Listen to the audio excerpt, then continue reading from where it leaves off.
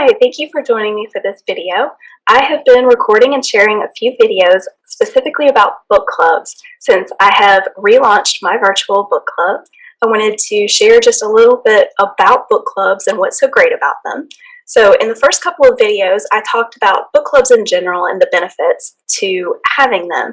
So the first one was just what's so great about book clubs in general, and I gave you 3 benefits there. And then in the second one, I talked about why a virtual book club. What's so great about that? And I gave you 5 more benefits that are specific to virtual book clubs. So now in this video, I want to share with you what makes Logos and Mythos Book Club different. And that is my virtual book club. So I'm going to give you 5 things that really set this book club apart. And in sharing this, tell a little bit about the history of the book club, how it came to be, and how it has become what it is now. So first of all, what makes this different is there's no set book. And I have mentioned this in some of the other videos, but we are not all reading the same book each month together. Not that we may never do that. We might one of these days. But typically, we're not all reading the same book. What we're doing is we're coming together as fellow readers, and we're just sharing with one another what we are reading. We're sharing what we like, what we don't like, what books have really stood out to us, and we're also asking for recommendations. And that's another great thing. You know, if you specifically only read fantasy, for example, but you decide you would like to try some historical fiction, for example, you've never read that before, maybe you don't really know where to start. So we can ask, hey, those of you who like historical fiction, give me a few suggestions. You know I like fantasy, and you know I prefer kind of the medieval fantasy. So what should I read historical fiction-wise that might have some similarities that you think I'd like? That is an example of what we do in a meeting. So no set book, we just share what we're reading and get some ideas for our own reader lists. And then this book club has been very reader developed. So what I mean by that is the people who have participated in this book club with me over the years have helped me develop it and gear it toward the people who are interacting and who are participating.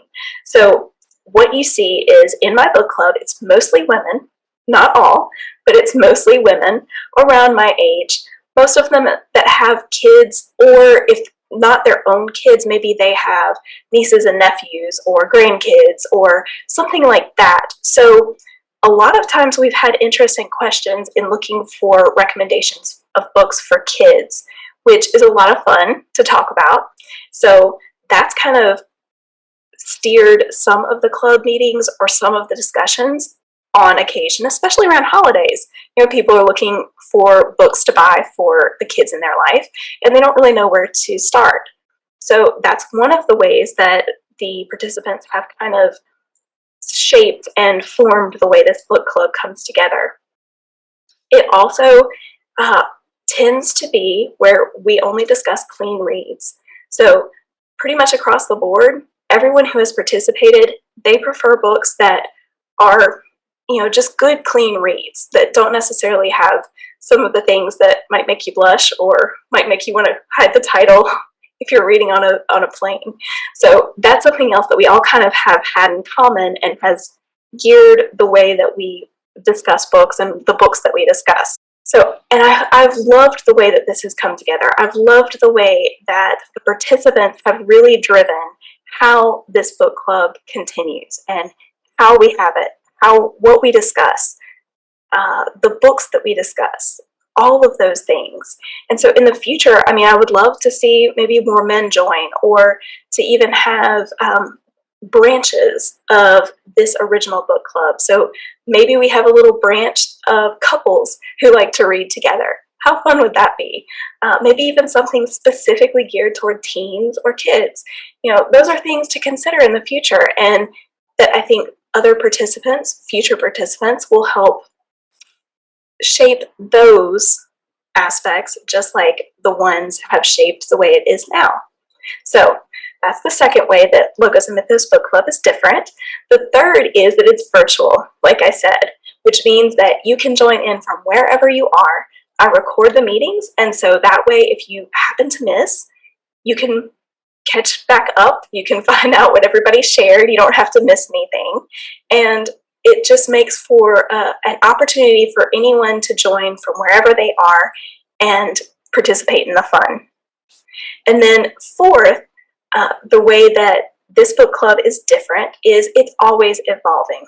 Like I shared, I've done different things over the years. We've tweaked the way that we do it. We've tweaked how we do it. It's become way more interactive, which actually, I'm jumping ahead of myself. That is my fifth and final way that the Logos and Mythos Book Club is different. But like I said, it's always evolving. We're always finding new things that we can do. Maybe the occasional program, special program, in addition to the book club that stems out of some discussion that we had surrounding a book. Maybe we are discussing how fantasy authors come up with their worlds, and it leads to a bunch of questions. And so we have a separate little presentation where we talk about and we learn about how authors come up with these things, these whole new worlds and peoples and languages even.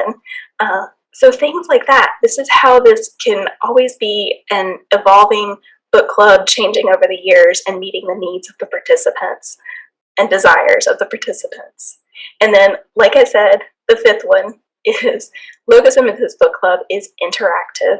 So I've always wanted it to be interactive, and I've always really pushed for that, for people to share questions in the comments, to ask for reading recommendations, to just share what they're reading and why they're liking it and who they think might like those books as well. Now that we are actually meeting face to face, where we can discuss together, it's just made it even more interactive. So we actually hear from all of the participants, all of the members of our book club. They share what they're reading, what they're wanting to read, and it's just fantastic to be able to interact with readers from all over the world who are reading all different things, but we all have that common bond of loving books, loving stories, and coming together to share that. So that is what makes Logos and Mythos Book Club different. If that sounds like something you're interested in, check out the link below and join us. We have a great time, and we would love for you to join us. Have a great day, and happy reading!